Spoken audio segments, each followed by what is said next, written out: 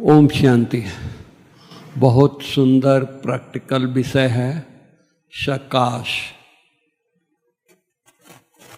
सकाश कौन दे सकता है, कहाँ से दे सकता है? सकाश शब्द कैसे हुआ? स प्लस काश, शक्ति और प्रकाश दोनों को मिलाकर के सकाश। तो सकाश शब्द, सकाश की ये जब 68 में हमारा दादा विश्व किशोर, इसमें कोई भी भाई नहीं है जो दादा को देखा हो, वो यज्ञ का मैनेजर थे, बाबा के राइट हैंड थे। शुरू से यज्ञ की स्थापना हुई तो दादा ऐसे बिजनेस पार्टनर भी बाबा के साथ थे। तो जब वो बीमार हुए, उनको प्रोस्टेट की तकलीफ हुई, तो बाबा से छुट्टी लेकर के बॉम्बे गए। उन दिनों में सर्जरी इतनी एडवांस नहीं थी, इतना ये नहीं था। और जब उनकी ओपन सर्जरी हुई, आज तो प्रोस्टेट की सर्जरी लेजर से होता है, 3 दिन में घर आ जाते हैं, कोई रिस्क नहीं है। लेकिन उन दिनों में बहुत मेजर सर्जरी माना जाता था। तो दादा का ओपन सर्जरी हुआ, बहुत पेन होता था, इतना पेन होता था कि कोई दवाई काम नहीं करता था। उन दिनों में दादी प्रकाश मणि जी वहां होती थी बॉम्बे में। तो रोज दादा का समाचार बाबा को यहां भेजती थी कि बाबा आज दादा का ये कंडीशन है, ऐसे है, ऐसे है। तो बाबा उनको रात जाग करके सकाश देता था। 68 की बात कर रहे हैं, मार्च। तो वहां से, उन दिनों से सकाश की बात निकली, बाबा ने वहां से शुरू किया। अब सकाश कौन दे सकता है? हम सोचें, सकाश वो दे सकता है जो बाबा के लॉ में लीन है, बाबा के साथ लीन है, बाबा के साथ उसका बहुत गहरा संबंध है, बाबा के साथ वो व्यक्ति रहता है। जैसे अभी कमेंट्री में अव्यक्त बाप दादा के महावाक्य था कि फरिश्ता बन करके शक्तियों का दान दो, शक्तियां के वाइब्रेशन फैलाओ, सकाश दो। एक शब्द उसमें सकाश की बात थी, अभी थोड़ी देर पहले की बात सुना रहा हूं। तो सकाश वो व्यक्ति दे सकता है जो बाबा से बहुत उसका गहरा संबंध हो, बाबा से प्यार हो, हर घड़ी हर समय बाबा का साथ हो। साकार बाबा को देखा, हर परिस्थिति में बाबा शिव बाबा के साथ ही रहते थे, बाबा से अलग नहीं होते थे। एक बार की बात है, जगदीश भाई ने सुनाया था।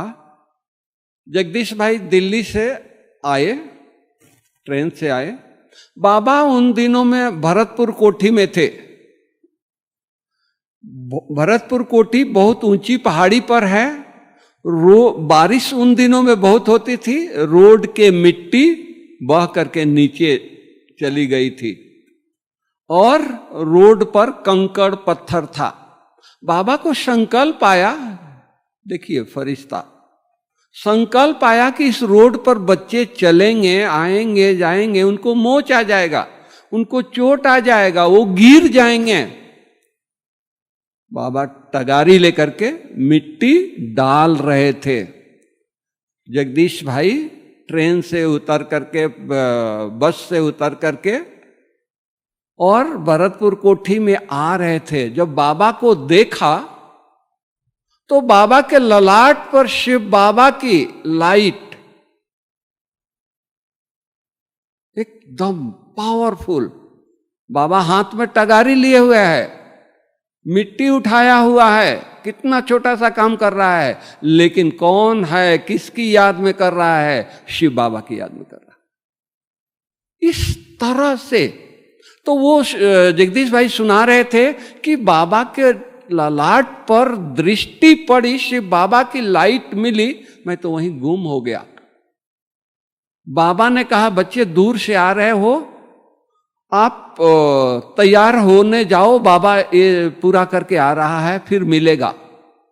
अब वो दुविधा में आ गए, बाबा बुजुर्ग और रोड पर मिट्टी डाल रहा है, हम जवान नहाने जाएं। अगर वो नहीं जाते हैं तो बाबा की आज्ञा को उल्लंघन होता है, आज्ञा को टालते हैं। जगदीश भाई सुना रहे थे, उनकी आंखें गीली हो गई, भर गई आंखें। तो उन्होंने कहा कि बाबा हर परिस्थिति में, हर जगह शिव बाबा से अलग नहीं होते थे। नहीं तो मिट्टी का काम कर रहे हैं, टगारी का काम कर रहे हैं, उस समय बाबा की याद की कोई मतलब नहीं है। और स्थूल काम है, सूक्ष्म काम हो तो फिर भी हम कहें कि चलो बाबा को याद करें। दूसरी बाबा की प्रैक्टिकल बातें आप लोगों ने सुना होगा। बाबा हर काम करते थे, बैडमिंटन खेलते थे, जब देखते थे जो बच्चे खेल में मगन हो गए हैं तो धीरे से बाबा बोलता था, शिव बाबा याद है।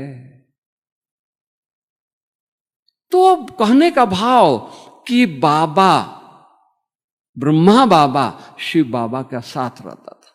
तो आज भी हम बच्चे अगर बाप दादा के साथ रहें, सकाश दे सकते हैं। और सकाश बहुत इंपॉर्टेंट है।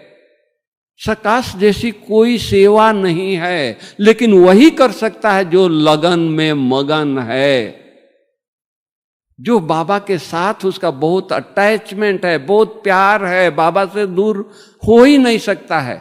अरे कौन मिला है सर्वशक्तिवान जिसको हम कितने कल्प, कितने युग पुकारते आए और वो आया है तो हम किस काम में बिजी हो गए हैं, फुर्सत नहीं है। सुबह योग करेंगे, शाम को योग करेंगे, अमृत बेले योग करेंगे, दिन में क्या करते हैं, बाकी टाइम क्या करते हैं, नहीं। स्नेह, प्यार, अरे कौन मिला है।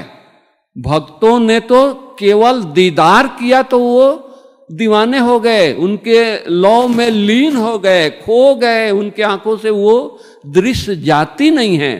और बाबा का प्यार हम बच्चे पा करके बिजी हैं, नहीं। वो बच्चा, वो व्यक्ति, वो आत्माएं सकाश देगी जो बाबा के अंग संग है, हर पल की महत्व समझ रहा है। अरे मेरे साथ कौन है। भक्ति मार्ग में भी दिखाया गया है। नारद जी की कहानियां आप लोगों ने सुना होगा। भक्ति मार्ग में नारद जी राम के पास गए, उनके पास एक डायरी रखी थी, तो भगवान से पूछा कि ये डायरी कौन सी है। तो उन्होंने कहा कि भाई उठाकर देख लो। तो उसमें भक्तों की लिस्ट थी। तो वो भक्तों की लिस्ट थी जो भगवान को याद करते थे। नारद का पहला नंबर था। नारद तो खुश हो गया, सारा पन्ना पलट दिया, हनुमान का कहीं नाम ही नहीं था। वो बड़ा खुशी से नाचते हुए वतन से नीचे आया साकार लोक में, और हनुमान को कहता है कि अरे तुम खाली ऐसे ढोंग करता है, पाखंड करता है, तुम्हारा तो भक्तों के लिस्ट में नाम ही नहीं है। तो हनुमान जी क्या कहते हैं, हम लिस्ट में नाम के लिए भगवान को याद नहीं करते हैं, हम तो उनके दिल में बसे हैं, वो हमारे दिल में बसे हैं, कहो तो मैं दिखा दूं। फिर थोड़े दिन के बाद नारद जी गए वहां भगवान के पास, तो एक छोटी सी डायरी रखी थी। पूछा कि भगवान ये छोटी सी डायरी पीताम्बरी में लपेटा हुआ है, कौन सी डायरी है। तो बच्चे ये वो डायरी है जिनको भगवान याद करता है। तो खोल करके देखें तो उन्होंने कहा कि हाँ देख लीजिए। तो उसमें पहला हनुमान का नाम था, नारद जी का नाम ही नहीं था। जिनको भगवान याद करता है, मतलब सकाश वही दे सकता है जिसको बाबा याद करता है। जो कहने का भाव जो बाबा के नजदीक है। तो हम लोग भी अरे कहां बैठे हैं, किसके छत्र छाया में बैठे हैं। भगवान के छत्र छाया में बैठे हैं, और भगवान के छत्र छाया में बैठ करके, बाप दादा के छत्र छाया में बैठ करके, यज्ञ में बैठ करके अगर हम सकाश नहीं दे रहे हैं, बाबा के अंग संग नहीं हैं, तो सोचिए। तो फिर एक कहानी याद आ रही है। एक मोमबत्ती जला करके 2 लीटर दूध रख दें एक पतीले में, गरम होगा? तवा रख दें मोमबत्ती के ऊपर, रोटी बनेगी? नहीं। ज्वाला रूप चाहिए। हाय, मोमबत्ती में भी आग है, ऐसा नहीं कि वह मोमबत्ती जलाते हैं तो उसमें आग नहीं है, लौ नहीं है, सब कुछ है, लेकिन ज्वाला स्वरूप, बीज स्वरूप इतनी हमारी पावरफुल याद हो, इतनी याद में हम खो जाएं बाबा के साथ में, बाबा से दूर न हो, तो बाबा की शक्तियां हमारे साथ रहेगी, और हम जहां भी सकाश देंगे, जिसको भी याद करके हम वाइब्रेशन देंगे, वहां तक पहुंचेगी। साकार बाबा ने क्या किया? कोई विदेश गया क्या? कहीं नहीं गया। माउंट आबू में, गुफा में, एक कोठरी में, एक झोपड़ी में बैठ करके सारे विश्व को सकाश दिया, सारे विश्व को वाइब्रेशन दिया। बेहद का वैराग, सकाश वही दे सकता है जो बेहद का वैरागी होगा। हम पूछें, कहते तो हैं कि हम सकाश दे रहे हैं, सुबह उठ करके सकाश दे रहे हैं। हम अपने आप से पूछें, हमारे अंदर बेहद की वैराग है, बेहद का त्याग है? हमारी आसक्ति तो कहीं नहीं जा रही है, हमारी वृत्ति तो कहीं नहीं जा रही है। सोचें, जहां अगर वृत्ति गई वो सकाश नहीं दे सकता है, क्योंकि उसका तो पावर वहां, वृत्ति उस चीज में चली गई। सकाश देने के लिए बेहद का वैराग, एकदम किसी से कुछ नहीं चाहिए, पाना था सो पा लिया। अब कहां? हे मेरे मन, कहां भटक रहे हो? किसको देख रहे हो? किस में आसक्ति जा रही है? वो काम आने वाला है। संग्रह करते रहेंगे, कुछ काम नहीं आएगा। काम वही आएगा जो बाबा ने खजाना दिया है, बाबा ने गुण दिया है, जो बाबा ने शक्तियां दिया है, उसको चिंतन तो करें, उसको यूज तो करें। बाबा कहता है कि वाइब्रेशन दो। अव्यक्त बाप दादा कई बार जब मुरली चलाते थे तो रात्रि को, तो समाचार जब हम लोग मिलते थे तो समाचार बाबा को सुनाते थे। बाबा, यहाँ अर्थक्वेक हो गया, यहाँ बाढ़ आ गई, यहाँ ये हो गया, इतने लोगों को नुकसान हो गया। तो बाबा क्या कहते थे? बच्चे, केवल न्यूज ही देखते हो, उनकी कष्ट को निवारण कौन करेगा? सकाश दो, वाइब्रेशन दो, शक्ति दो। तो वो काम हम बच्चों को बाबा ने दिया है। क्यों? हम पूर्वज हैं, पूर्वजों का काम है सकाश देना। तो बाबा ने इतनी बड़ी टाइटिल दिया है, इतना बड़ा पोस्ट दिया है, इतनी बड़ी जवाबदारी दी है। क्या वो जवाबदारी हम निभा रहे हैं? हम पूर्वज हैं, बेहद का वैराग है। हम बाबा से इतनी सुबह अमृत बेले शक्तियां ले रहे हैं, शांति की, शक्ति की, पवित्रता की, जो सारे विश्व में हम फैलाएं, वो चीज चाहिए। और बाबा हम बच्चों से वो चाहता है कि हमारे बच्चे, जिनको इतनी प्यार से पालना दे रहा है, इतना सब कुछ कर रहा है, इनके ऊपर आस रखा है। भगवान का आस किसके ऊपर है? बड़े बड़े महामंडलेश्वरों के ऊपर नहीं है, शंकराचार्य के ऊपर नहीं है, विद्वानों के ऊपर नहीं है, साइंटिस्टों के ऊपर नहीं है, धर्म नेताओं के ऊपर नहीं है, राजनेताओं के ऊपर नहीं है। किसके ऊपर है? साधारण बच्चों के ऊपर आस है। हम सोचो, भगवान की आस कब पूरा करेंगे? कौन सा दिन होगा जी भगवान का हम आस को पूरा करेंगे? उनके लौ में लीन हो जाएं, इस आंखों से कुछ दिखाई न दे। नहीं तो हम क्या करते हैं? इस आंखों से भाई बहनों की कमी को देखते हैं। बाबा ने दिव्य दृष्टि दिया है, वो दिव्य दृष्टि को यूज नहीं करते हैं। दिव्य दृष्टि हम यूज करेंगे तो दूर की चीज दिखाई देगी, वतन की चीज दिखाई देगी, सारा विश्व दिखाई देगा। विश्व में कहाँ जरूरत है, किसकी जरूरत है, वहां वाइब्रेशन देंगे, प्रकाश देंगे। प्रकाश बहुत बड़ी चीज है, बहुत ये है, लेकिन वो वही करेगा जो लगन में मगन है। बाबा लगन में मगन थे, मम्मा लगन में मगन थी, हमारी दादियां लगन में मगन थी। दादी जानकी की बात सुनाते हैं। दादी जब हम उनके पास जाते थे तो बोलती थी कि आज रात को नींद नहीं आई है, नींद आई नहीं। और देखते हैं जैसे सुबह होता है 10 ईमेल आ जाता है, दादी आज मुझे बहुत रात को तकलीफ था, आप मेरे पास आए, मेरे सिर पर हाथ रखा, मुझे दृष्टि दिया, हमारी तकलीफ दूर हो गई, हमारी तकलीफ कम हो गई। वो है प्रकाश। तो दादियों को देखा, दादी जानकी को देखा, किसी बात में उनका इंटरेस्ट नहीं था। कुछ भी सुना करके आइए, कुछ भी बता करके आइए, कहां भी उनका इंटरेस्ट नहीं था, बस बाबा बाबा बाबा। लास्ट दिन तक उनके कमरे में 3 बाबा, अगर इधर सामने बाबा है, इधर राइट में बाबा है, लेफ्ट में बाबा है, तीसरा कुछ नहीं है। सोचिए, जो यज्ञ की स्थापना से बाबा के अंग संग रही है, राइट हैंड बन करके रही है, अव्यक्त बाबा को उंगली दिखाने वाली एक ही दादी, दादी जानकी, कितना बाबा के नजदीक थी, तभी तो उंगली दिखाती थी। वो दादी लास्ट तक उनका पुरुषार्थ क्या था, बाबा के सिवा और कुछ नहीं, तो वो प्रकाश देती थी। तो इस तरह से हमारी बड़ी दादी, सब कुछ होते हुए कहां भी अटैचमेंट नहीं, कहां भी ये नहीं, सब बच्चे हमारे हैं, हम सबके हैं। दादी मुरली सुनाते सुनाते बड़े नशे से कहती थी, अरे आप दादियों को, आप बहनों को अपना अपना सेंटर है, दादी को तो कोई सेंटर नहीं है।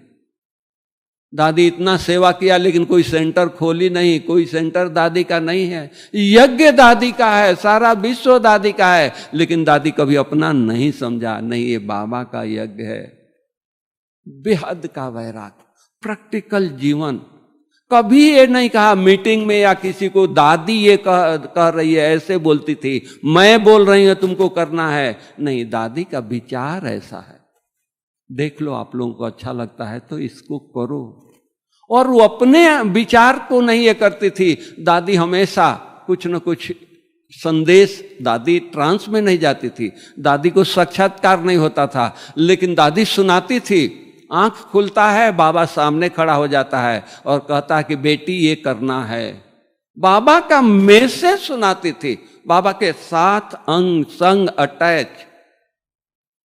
दादी को देह भान से न्यारे थी। हम लोगों को कोई काम होता था पांडव भवन में, दादी के पास जाते थे शाम के टाइम या कभी, तो आवाज देते थे, तो दूसरी बहन वहां दादी के पास होती थी, ठहरो दादी तैयार हो रही है। दादी के कानों में आवाज आती थी, कोई आवाज दिया है। दादी पूछती है कौन है, तो फलाना है, बनारसी है। दादी बोलती है बुलाओ बुलाओ। दादी तैयार हुई है, देह का भान नहीं है, मैं बहन हूं, मैं लेडीज हूं, कुछ नहीं है, बच्चे हमारे हैं। तो देह भान से परे प्रैक्टिकल, देह का कोई ख्याल नहीं, भान नहीं, मैं मेल हूं या फीमेल हूं, कुछ नहीं, फरिश्ता।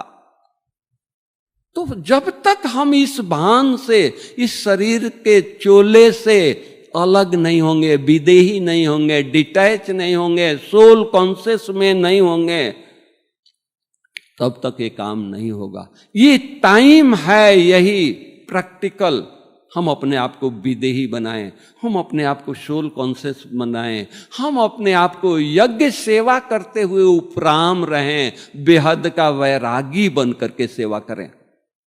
वैराग नहीं होगा तो लोगों को दिल में प्यार नहीं होगा। बेहद का वैराग होगा तो जाकर के लोगों को दिल में हम रह सकते हैं। बाबा हमारे दिल में रह सकता है, अपना कुछ नहीं है, बाबा के सिवा कुछ नहीं है। इस तरह से हमारी प्रैक्टिकल जीवन हो। दादियों का देखो, कितनी हमारी जो एडवांस दादियां चली गई हैं, उनका एक एक का किसका सुनाए। पेपर आया उनके जीवन में, लेकिन हिली नहीं, एकदम न्यारी प्यारी होकर के शरीर का हिसाब किताब चुकतू किया, जरा भी उनके फेस पर नहीं आया, बाबा के फेस पर नहीं आया। बाबा अंत तक जाने के दिन 18 जनवरी को 60 पत्र बाबा ने लिखा, 60 पत्र लिखा, और दादी को, बड़ी दादी दादी प्रकाश मणि को सारा यज्ञ दिखाया। अरे बाबा, सब तबीयत आपकी खराब है, उंगली पकड़ करके सारा स्टोर ये वो दिखाया, डिटैच। और शाम के टाइम मुरली सुना करके सेवा करते करते अब व्यक्त हो गया, हाथ में हाथ है, दृष्टि दे रहा है। कब चला गया? आंखें खुली है जब बाबा का हाथ ठंडा हो गया, ये हो गया, तो दादी बोली कि बाबा का हाथ ठंडा हो गया, लूज हो गया, तो दादी का ख्याल हो गया कि बाबा गया, तब तक पता नहीं पड़ा। तो कहने का भाव कि हम ऐसे डिटैच रहें, ऐसे अपने आप को उपराम रखें, वो व्यक्ति सकाश दे सकता है। कि बहुत बड़ी बाबा ने हम बच्चों को एक क्या कहें, एक लक दिया है, एक भाग दिया है, सेवा का एक साधन दिया है। हम भागते रहते हैं, यहां सेवा करें, ये सेवा करें, वो करें, नहीं, गुप्त रूप में बैठ करके ऐसी तपस्या करें हमारे से वाइब्रेशन निकले। क्यों? हम पूर्वज हैं। अमृत वेले विश्व के गोले पर बैठ करके बाप दादा के साथ अपना भी आसन वहां नीचे लगा दें और बाबा के साथ सारे विश्व को सकाश दें। ये है प्रैक्टिकल सेवा। सारी दुनिया हमारे लिए सकाश के लिए, शांति के लिए, पवित्रता के लिए, शक्तियों के लिए तरस रही है। क्या क्या उनको गुजर रहा है। आज उनकी दुख दर्द मिटाने के लिए बाबा ने हम फरिश्तों को रखा है, हम ब्राह्मणों को रखा है। तो हम लोगों का ये अंदर से वैराग, लगन हो, उमंग हो। बाबा को किसी ने कहा नहीं, शिव बाबा ने एक ही शब्द कहा, बच्चे तुम आत्मा हो, तुम देवता बनना है, तुमको फरिश्ता बनना है। धुन चढ़ गई, लगन में मगन हो गया, नहीं मुझे देवता बनना है। सारी कुछ भूल गया, यज्ञ भूल गया, बिजनेस भूल गया, प्रैक्टिकल। तो वो स्थिति हम लोगों को होनी चाहिए। सेवा करें, लोग देखें तो उनको लगे यार ये तो फरिश्ता हैं, ये तो देवता के समान हैं, इनमें इनसे कितनी आकर्षण है, वाइब्रेशन है। दादियों ने यज्ञ की स्थापना किया, सेवा शुरू किया, तो ऐसे किया, अपनी स्थिति से किया। तो उसी तरह हम यज्ञ निवासियों को कोई देखे, हमारे को कोई देखे, लगे कि अरे उसकी दुख दर्द मिट जाए, उसके अंदर में उमंग उत्साह आ जाए। तपस्या कैसे करनी है उसको वाइब्रेशन मिल जाए, बस बोलने की जरूरत नहीं है, देख करके वो सीख ले। बाबा के नजदीक जाते थे, बाबा कुछ बोलता था नहीं, बाबा दृष्टि देता था, सारी कमी कमजोरी उसके सामने दिखाई दे देती थी। और संकल्प इतना पावरफुल करता था कि नहीं अब जीवन बनानी है तो बाबा जैसा बनाना है। इस तरह से हम लोगों को बाबा के यज्ञ में रह करके, नजदीक रह करके, ब्राह्मण बन करके, छत्र छाया में रह करके किया क्या? थोड़ा अपने आप को पूछे। बाबा से बातें करते हैं, दुनिया से बातें करते हैं, फ्रेंड से बातें करते हैं, थोड़ा टाइम निकाल कर खुद से भी बातें कर लिया करें तो वैराग होगा। तो टाइम कहाँ जाता है, कहाँ कहाँ हम टाइम को ये करते हैं, वहाँ हमारे को ये आएगा नहीं, यहाँ हमको ये नहीं करना है, हमारा ये काम नहीं है, इनका उनका कुछ नहीं, एक ही का हमको काम है, एक ही से संबंध जोड़ना है। ये संगम का ये लक है, भाग्य है, भगवान मिला है, फिर और युग में नहीं मिलेगा। सतयुग में धन्य धान्य संपन्न होंगे, लेकिन शांति का सागर नहीं होगा।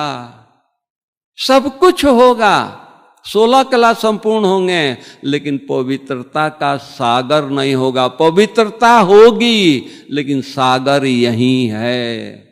तो हम जो चाहें वो अपने आप में भरें, ये समय है।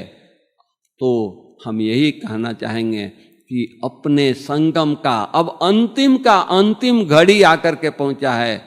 तो एक एक सेकंड, बाबा तो कहता है कि ब्राह्मणों का एक एक सेकंड वर्षों के बराबर होता है, नहीं, उससे भी अब कॉस्टली, उससे भी कीमती समय से हम गुजर रहे हैं।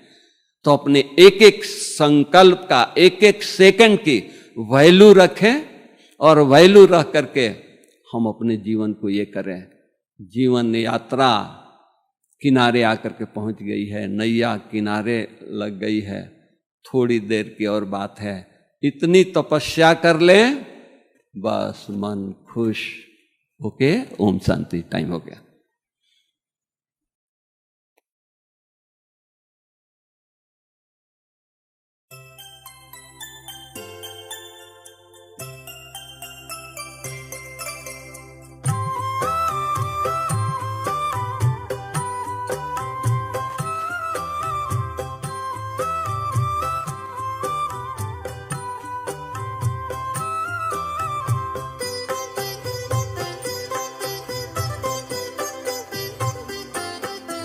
सभी